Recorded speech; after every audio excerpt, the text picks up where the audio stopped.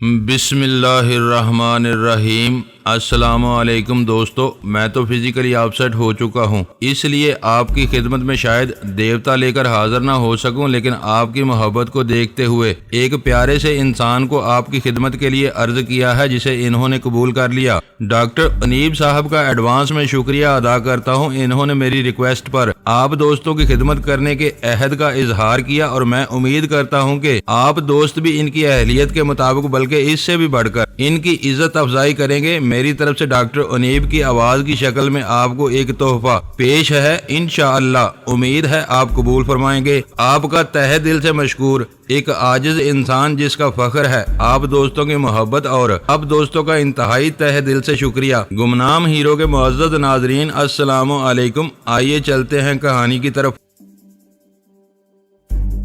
وہ میرے لیے نئی جگہ ہے، دونوں افراد بھی اجنبی ہیں۔ رات کو میں نے بصیرہ میں آواز کی بنا پر الفا کو پہچانا تھا، وہاں پہنچ کر ہی پتہ چلے گا کہ کون کون ملاقات کے لیے موجود ہے، ان سے مذاکرات کے لیے کیا پروٹوکول اپنانا ہوگا۔ سرکاری افسروں کے لیے مراتب کا لحاظ ضروری تھا۔ میری بات مختلف ہے، تم میرے دوست ہو، جب تک وہ کوئی واضح تخاطب اختیار نہ کرے انگریزی سے کام چلا لینا۔ اس زبان میں آپ اور تم کا فرق پتہ ہی نہیں چلتا۔ اجنبیت اور بے یقینی کے ملے جلے احساسات کے ساتھ ہم مقررہ وقت سے پہلے نشتر روڈ کے عقب میں واقع صدف مینشن تک پہنچنے میں کامیاب ہو گئے۔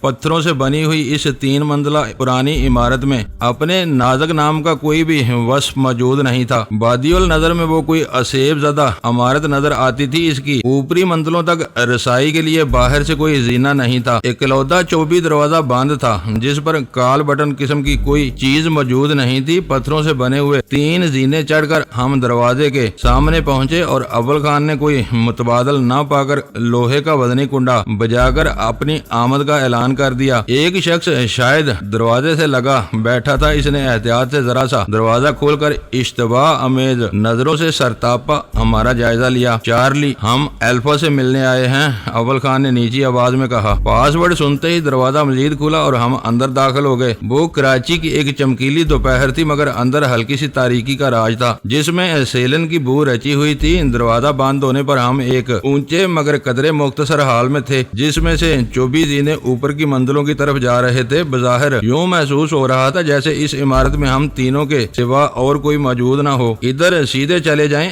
راستہ ایک دروازے پر ختم ہوگا، دستک دے کر اندر چلے جائیں۔ دربان نے مہذب انداز میں ہماری رہنمائی کی اور ہم 24 دنوں سے متصل راہداری میں مڑ گئے۔ اس راہداری میں اس قدر اندھیرا تھا کہ دن کے وقت بھی رہنمائی کے لیے چھت سے لٹکے ہوئے 2 بلب روشن تھے۔ عمارت کے گھسے ہوئے زینوں اور میلی سنگی دیواروں سے ظاہر ہو رہا تھا کہ کسی زمانے میں اسے نہایت فراخ دلی سے استعمال کیا گیا ہوگا، مگر اس وقت وہاں پر ہول ویرانی کا راج تھا۔ وہاں کا ماحول کسی بھی کمزور دل آدمی کو خوفزدہ کرنے کے لیے کافی تھا۔ پختہ فرش پر ہمارے قدموں کی آواز خاصی گونج پیدا کر رہی تھی، شاید یہی وجہ تھی کہ ہمارے میزبان کو ہمارے پہنچنے کا پیشگی علم ہو گیا۔ ہم دستک دیے بغیر کھلے ہوئے دروازے سے اندر پہنچ گئے۔ دروازہ کھولنے والا کوئی خدمتگار تھا جو ہمارے پہنچتے ہی باہر نکل گیا۔ اس کمرے میں دفتر کی کوئی علامت نہیں تھی۔ فرش پر گرد آلود اور بوسیدہ قالین بچھا ہوا تھا۔ دیواروں کے ساتھ 7 نشستوں کی گنجائش والے صوفے رکھے ہوئے تھے، انہی کی مناسبت سے نیچی میزیں تھیں۔ شیشے کی ایک الماری میں مختلف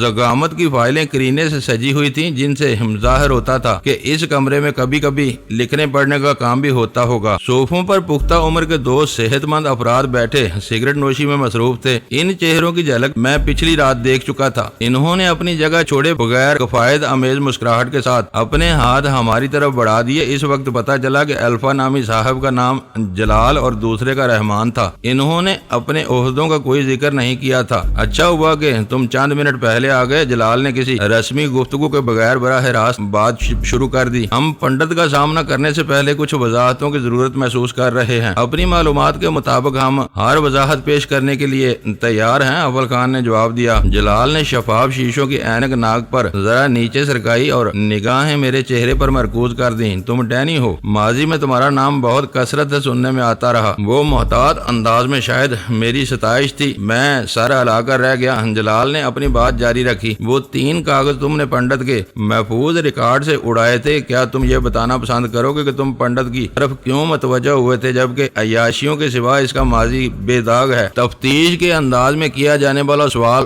بہت ٹیڑھا تھا، مگر ان لوگوں نے ملک کے لیے پچھلی رات جو کارنامہ انجام دیا تھا اس کے پیش نظر میں نے بڑی نرمی سے کہا، اس کے ماضی کے سارے سیاہ داغ اس کی عیاشیوں میں ہی پوشیدہ تھے۔ اس کے ملنے جلنے والوں میں مشکوک افراد شامل تھے جو سرکاری اہلکاروں کے ساتھ بے تکلفی پیدا کر کے نادانستگی میں انہیں اپنا اعلی کار بنا لیتے تھے۔ دھنراج جو حال ہی میں پکڑا گیا ہے نہ صرف اس کا دوست تھا بلکہ اس کی بیٹی موہنی پنڈت کا بھی بوائے فرینڈ ہے۔ وہ خود ان سب باتوں کا اعتراف کرے گا۔ موہنی پنڈت شاید مقامی ماڈل گرل ہے۔ انڈین قونصلیٹ کے میجر بخشی سے گہرے میل جول کی وجہ سے اس کا نام ہماری لسٹ پر موجود ہے۔ اس مرتبہ رحمان نے میری بات کی تائید کی۔ حیرت ہے کہ موہنی کا باپ ہونے کے باوجود پنڈت منوہر لال ہماری نظروں سے بچا رہا، جلال نے متاسفانہ لہجے میں کہا۔ اس کے استفسار پر میں نے موسیٰ اور ملنگ کا ذکر کیے بغیر پنڈت کی سرگرمیوں کے بارے میں ہر بات ان کے سامنے اگل دی۔ ان کی مخصوص پارٹیوں میں غیر ملکیوں اور بعض صہیونی ایجنٹوں کی شرکت کا انکشاف ان دونوں کے لیے چشم کشا ثابت ہوا۔ غنیمت یہ ہوا کہ خفیہ اداروں کے مروجہ اخلاقیات کی وجہ سے اس نے مجھ سے یہ نہیں پوچھا کہ میری معلومات کے ذرائع کیا تھے۔ یہ سب جان لینے کے بعد تم اس کی راہ پر لگ گئے اور اس کے گھر سے کچھ کاغذات اڑا لانے میں کامیاب ہو گئے۔ اس نے تائید طلب لہجے میں کہا۔ انہی میں وہ 3 کاغذ بھی شامل تھے۔ میں نے اس بات میں سر ہلا کر رہ گیا۔ اس دوران میں اول خان سوال کر بیٹھا، کاغذوں کے بارے میں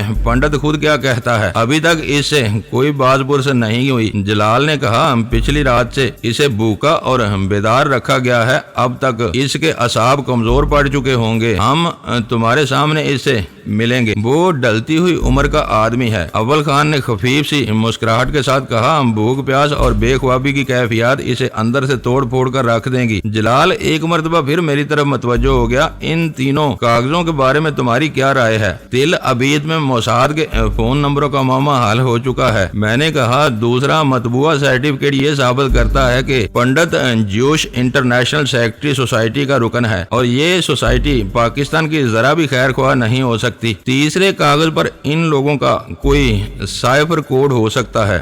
ظاہری امکانات یہی ہیں، مگر الفانیو میرک سسٹم میں پر مشتمل کرپٹوگرافی بہت دشوار ہے۔ اس میں انگریزی کے ہر حروف کے 2 ہندسے مخصوص ہیں۔ اس کا مطلب ہے کہ یہ ہوا کہ اس زبان میں ایک 4 حرفی لفظ 8 ہندسوں پر مشتمل ہوگا اور اسے اسی طرح ڈی کوڈ کیا جا سکے گا۔ دشوار نہیں، عملی طور پر ناممکن۔ رحمان نے اپنے ساتھی کی بات میں ٹکڑا لگایا۔ ان کا خدمتگار ایک ٹرے میں چائے کی 4 پیالیوں کے ساتھ کچھ میٹھے اور نمکین بسکٹ لے آیا۔ مجھے خوشی ہوئی کہ ان دونوں افسروں کو کام کے ساتھ مدارات کا بھی خیال ہے۔ چائے کا دور ختم کرتے ہی وہ دونوں اٹھ گئے۔ ہم نے ان کی تقلید کی۔ سیلن زدہ راہداری سے گزرتے ہوئے میں اس عمارت کے بارے میں اپنی رائے کے اظہار سے باز نہ رہ سکا۔ میں نے ہلکے پھلکے لہجے میں کہا، یہ عمارت باہر سے اندر تک ہنسی ڈراؤنی اور ویران لگتی ہے۔ رحمان نے ہنس کر میری بات کاٹ دی۔ انہی خوبیوں کی وجہ سے یہ عمارت حاصل کی گئی ہے اور یہاں کا ماحول برقرار رکھا گیا ہے۔ بعض حصوں میں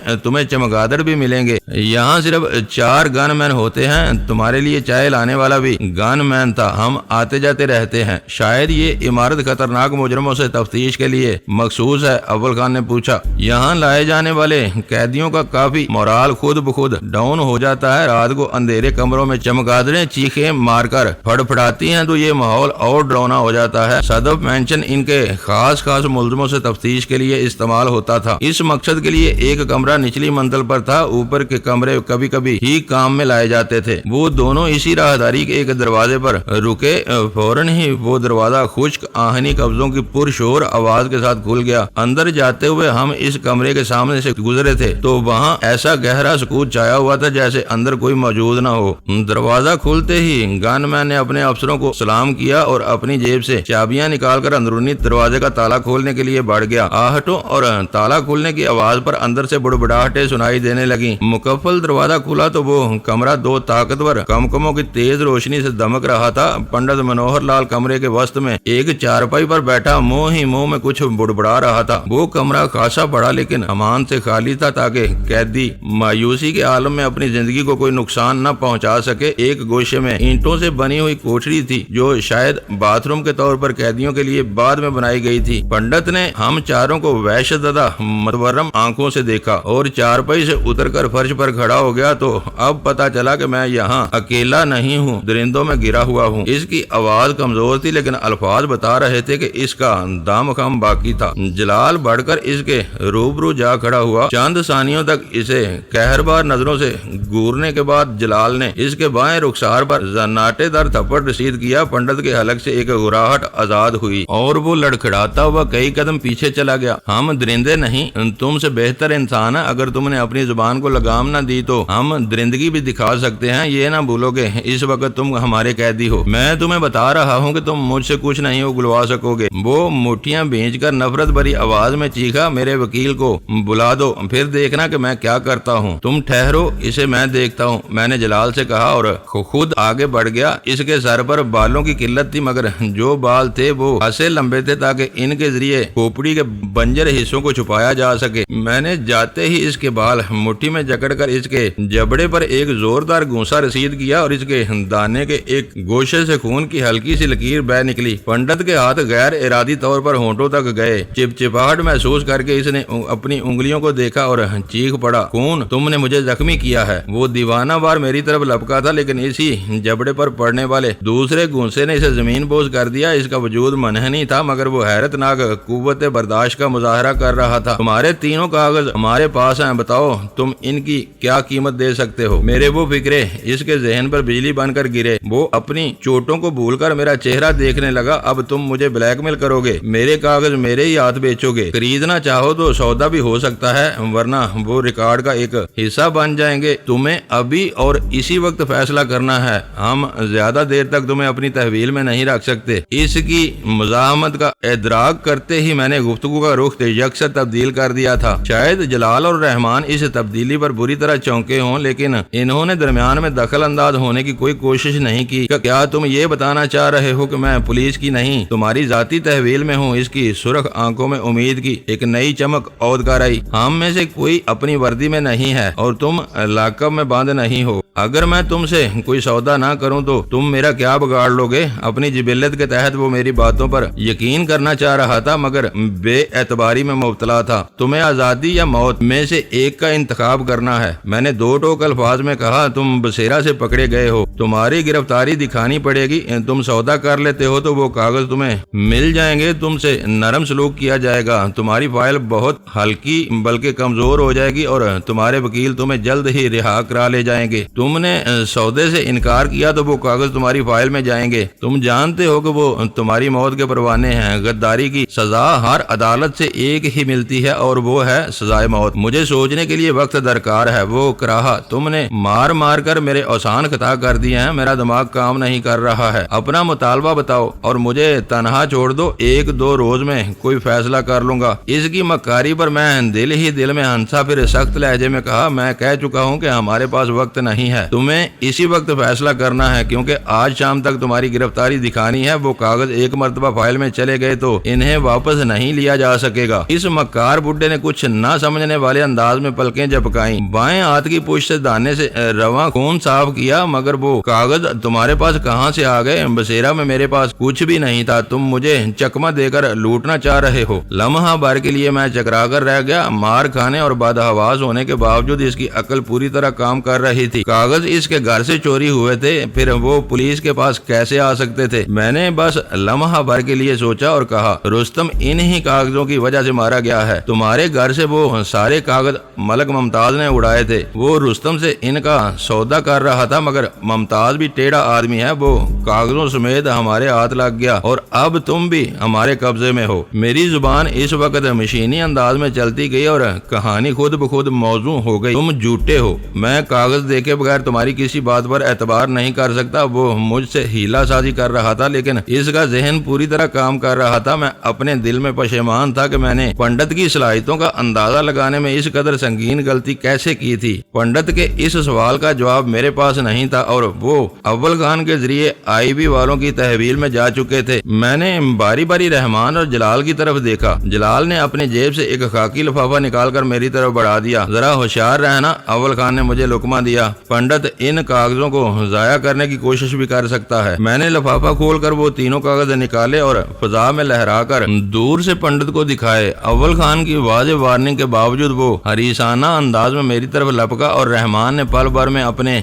बगली होलिस्टर से रिवाल्वर निकालकर इस पर तान लिया। रुक जाओ वरना गोली मार दूंगा। पंडित मनोहर लाल जहाँ था वहीं रुक गया। इसकी निगाहें कागजों पर ही जमी हुई थी। मैंने चंद कदम पीछे हटकर वो कागज अपने सामने कर लिए। मोसाद के चीफ और सेक्रेटरी के फोन नंबर जो तिल अबेद के ही हो सकते हैं, जिसकी ताहयात रुकनियत का तस्दीकनामा और तुम्हारी क्रिप्टोग्राफी का कोड चार्ट। पाकिस्तान में ये 3 कागज तुम्हारी सजाए मौत के लिए काफी होंगे। तुम बहुत चालाक हो। इसकी आवाज पर पहली मर्तबा शिकस्त के आसार गालब होने लगे। तुम्हारे होमवर्क मुकम्मल है। बताओ इन कागजों की क्या कीमत मांगते हो? मैंने वो तीनों कागज मोड़कर इत्मीनान से लिफाफे में डाले और लिफाफा जलाल को लौटा दिया। मैं कुछ नहीं मांगता। तुम्हारी बोली वहाँ से शुरू होगी जहाँ मलक मुमताज ने छोड़ी थी। 3 कागजों के 3 करोड़ से आगे बात करो। जहनी तौर पर इसे पूरी तरह जेर करने के बाद मैंने कहा, मेरी जुबान से 3 करोड़ के जिक्र ने इसे पूरी तरह कायल कर दिया होगा कि मलक मुमताज वाकई हमारे कब्जे में आ गया होगा, क्योंकि मैंने मलक मुमताज के रूप में रुस्तम से 3 करोड़ का ही मुतालबा किया था। इतनी तो मेरी जमा पूंजी भी नहीं होगी। पंडित ने बुझी हुई आवाज में कहा। मलक मुमताज ने तुम्हारी तिजोरी देख लेने के बाद ही मुंह खोला था। मैंने जवाब दिया, वो जरा भी सियाना होता तो कागज छोड़कर तुम्हारी तिजोरी से इससे ज्यादा रकम और जेवरात ले जा सकता था। बस फिर बात 3 करोड़ पर ही खत्म कर दो। पंडित किसी हीलो हुज्जत के बगैर आमादा हो गया। मैं अपने दोनों हाथ जेबों में डालकर एक मर्तबा फिर इसके सामने पहुंच गया। तुमने अच्छी तरह देख लिया है कि ये कागज तुम्हारे ही हैं? मैंने पूछा। मैं अपने कागज खूब पहचानता हूँ। वो यक बयक पुरसकून नजर आने लगा था। मेरी जरा सी चालबाजी के नतीजे में वो सब कुछ नहीं तो बहुत कुछ उगल बैठा था। कागज इसी के थे, बहुत अहम थे और इसने इनके बारे में मेरी राय को चैलेंज नहीं किया था। मैंने दोनों हाथ जेबों से निकाले और इसके चेहरे को अचानक मुक्कों पर रख लिया। कमरा इसकी चीखों से लरजने लगा। वो कमरे के फर्श पर एक ही जगह खड़ा हुआ किसी शराबी की तरह झूमता और अपने चेहरे को मेरे तूफानी मुक्कों से बचाने की नाकाम कोशिश करता रहा। आखिरकार तेवरा कर फर्श पर ढेर हो गया। इसके गिरने तक सब खामोश खड़े तमाशा देख रहे थे। इसके गिरते ही जलाल करीब आकर मोहब्बत अमेज नरमी से मुझे अपने पहलू में लेकर नकाशी के रास्ते की तरफ बढ़ने लगा। जाते जाते मैंने हकारत से पंडित पर थूक दिया, हरामजादा सूअर का बच्चा। हर शख्स को अपनी तरह कोड़ियों का गुलाम और बिकाऊ माल समझता है। पंडित के बदन पर तशन्नुज की सी कैफियत तारी थी। इसके कई दांत टूट चुके थे। चेहरा जगह जगह से काट फट गया था। इसका खून आलूद चेहरा देखकर मेरे दिल में गोया ठंडक सी उतरने लगी। मैं हैरान रह गया था कि डैनी ने इसके साथ कागजों की सौदेबाजी का क्या चक्कर शुरू कर दिया है। पंडित के कमरे से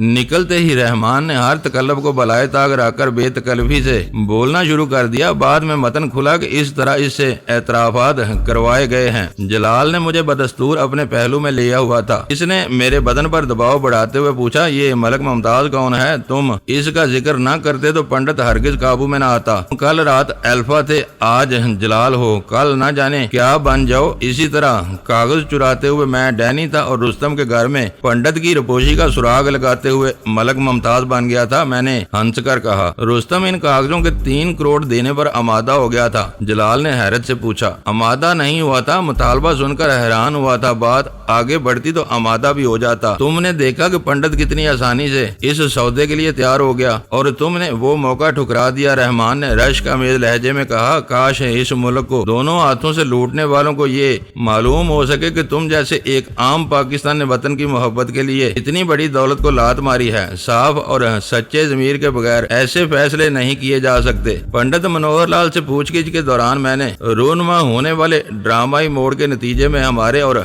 आईबी वालों के दरमियान हायल तकल्लुफ की दीवार यकायक ही गिर गई और हमारे दरमियान खुशगवार गुफ्तगू का सिलसिला शुरू हो गया, जिसमें वो दोनों किसी बुखल या कफायत के बगैर हमारे किरदार को सराह रहे थे। दफ्तर के तौर पर इस्तेमाल होने वाले कमरे में वापस पहुंचकर जलाल ने कहा, पंडित के बारे में मेरे अंदाजे बिल्कुल गलत साबित हुए। वो मेरी तवक्को से कहीं ज्यादा सख्त जान और जिद्दी है। गुलू खलासी के लिए बदहवासी का उज़र पेश करता रहा। जो ही डैनी ने इन कागजात के हवाले से बात घुमाई और इसे यकीन हो गया कि वक्त नहीं मिल सकेगा तो इसकी हाजिर दिमागी काबिल रश्क थी। अव्वल खान ने हंसते हुए कहा, हमारे पास कागजों की मौजूदगी पर शुबा जाहिर करके इसने मुझे हैरान कर दिया था। इसमें में कोई ना कोई वसफ है जो एक बैन अल-अक़वामी सहूनी तंजीम ने इसे अपना ताहियात रुकन बनाया हुआ है। मैंने इन्हें याद दिलाया, मुतासब यहूदी अपनी सफ़ों में दूसरे मज़ाहब के लोगों को कम ही शामिल करते हैं। आज तुमने साबित कर दिया कि मैंने तुम दोनों को बुलाकर सही फैसला किया था। जलाल ने मुझसे मुखातब होकर कहा, हमें इन तीनों कागजों के बारे में बहुत ज्यादा मालूमात नहीं थी। तुम अंदर की कहानियों का हवाला न देते तो शायद वो इन कागजों से अपना ताल्लुक तस्लीम करने से भी इनकार कर देता। अभी हमने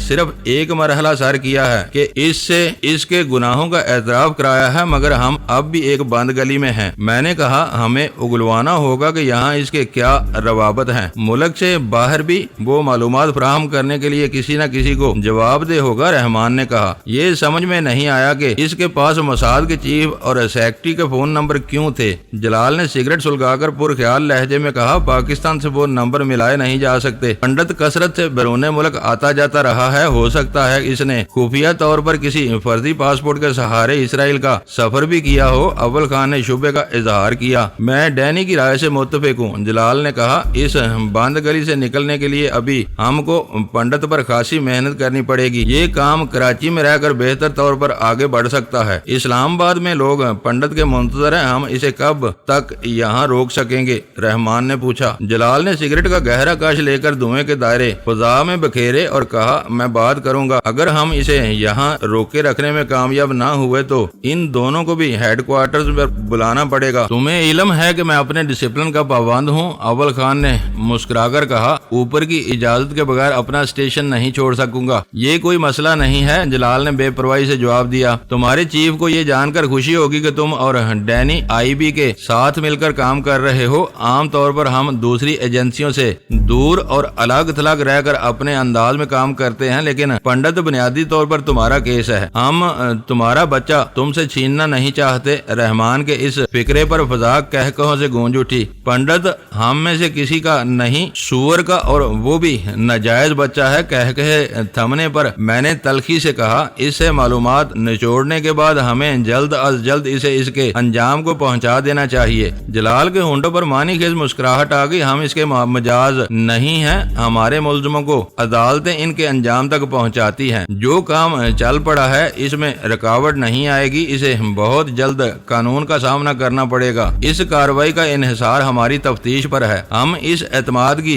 फज़ा में मिल बैठकर कानून की बातें कर रहे हैं, तो मैं ये जानना चाहूंगा कि इस वक्त डैनी की पोजीशन क्या है? सकूत का वक्फा आते ही अव्वल खान ने एक अहम सवाल उठा दिया। हमारे रिकॉर्ड पर डैनी एक मफरूजा असेब का नाम है जो कहीं नहीं पाया जाता, लेकिन कुछ अरसे पहले आईबी को भी इसकी तलाश रही है। अव्वल खान ने माजी का हवाला दिया। आईबी एक आईनी इदारा है। कुछ दोस्तों की खुशनुदी के लिए इनकी शिकायत पर कोई ना कोई काम करना पड़ता है। इसकी हैसियत रिकॉर्ड तक महदूद रहती है। फील्ड में काम किया जाता तो इनकी इश्तिहारी महमाद का कोई ना कोई नतीजा निकल सकता था, जो नहीं निकला, और तुम दोनों यहाँ मौजूद हो। जलाल ने जवाब दिया, मैं समझ गया। जलाल ने बैनल सतूर जो कुछ कहा वो बहुत वाज़े और इत्मीनान बख्श था, लेकिन मेरा एक मशवरा है। जलाल ने मुझसे कहा, वो जब भी सरगर्म हो तुम्हें रिपोर्ट हो जाना चाहिए। वतन दोस्त कुव्वतों को नुकसान नहीं पहुँचाना चाहता। ये पॉलिसी अपने नफाज की एक खास सतह पर जाकर फाइलों में गायब हो जाती है। पॉलिसी सबसे निचली सतह तक नहीं पहुँचाई जा सकती। बेखबरी, गैर जरूरी कारकर्दगी दिखाने के शौक या इनाम के लालच में इस सतह का कोई भी अहलकार तुम्हें गजांद पहुंचा सकता है। वो खुलकर बराह रास्त कोई बात नहीं कह रहा था, लेकिन इसका पैगाम जवाब में पेनहा था। अपने ओहदे की जिम्मेदारियों की बिना पर वो एक खास हद से तजावुज करने पर आमादा नहीं था। मैंने आंख से इशारा करके अव्वल खान को वो मौजू वहीं खत्म करने पर मजबूर कर दिया। सदफ मेंशन के इस कमरे में चाय का एक अलविदाई दौर चला और फिर हम दोनों उठ गए। वापसी पर जलाल और रहमान ने सदर दरवाजे से हमें रुखसत किया था।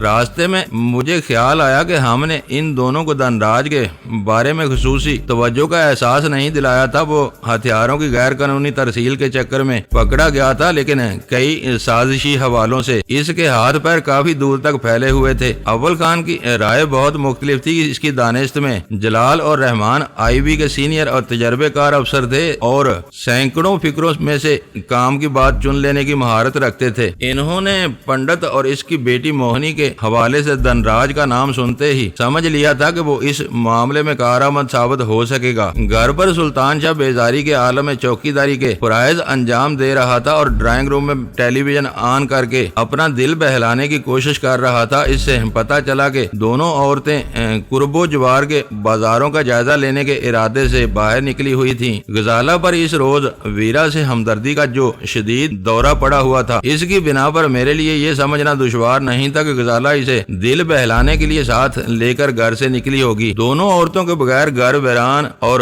خالی خالی سا محسوس ہو رہا ہے، میں نے کہا، مگر صدف مینشن سے کم۔ اول خان دھیرے سے ہنسا، پھر بولا، یہ مجھ سے پوچھو، پچھلی رات میں نے خالی گھر میں گزاری ہے۔ بیوی بچوں کے بغیر در و دیوار کھانے کو آ رہے تھے۔ ہمیں گھر پہنچتے ہوئے تھوڑی ہی دیر ہوئی تھی کہ وہ دونوں واپس آ گئیں۔ سلطان شاہ پنڈت کے کاغذوں کے بارے میں پہلے ہی میرا عام خیال ہو چکا تھا، اس کے لیے صدف مینشن کی کہانی میں کوئی سنسنی نہیں تھی، لیکن جب اول خان نے اس بارے میں ویرا کو بتایا تو وہ متحیر ہوئے بغیر نہ رہ سکی۔ وہ ابتدا سے میرے قائم کردہ نظریے سے متفق نہیں تھی۔ اب آئی بی والے خود ہی اس سے نمٹتے رہیں گے، یہ قصہ اب ختم سمجھو۔ وہ بولی، ختم کہاں، اصل سلسلہ تو اب شروع ہوگا۔ وہ کن ڈوریوں کو ہلا رہا تھا، ان کے سروں پر کون سے مہرے موجود تھے، اور وہ خود کس کے اشاروں پر ناچ رہا تھا؟ اول خان نے کہا، سلسلہ تو ضرور چلے گا، مگر اس سے تمہیں کیا لینا ہے؟ ملزم ثبوت سمیت آئی بی والوں کے پاس ہے۔ پنڈت بہت سخت جان ہے، وہ اس سے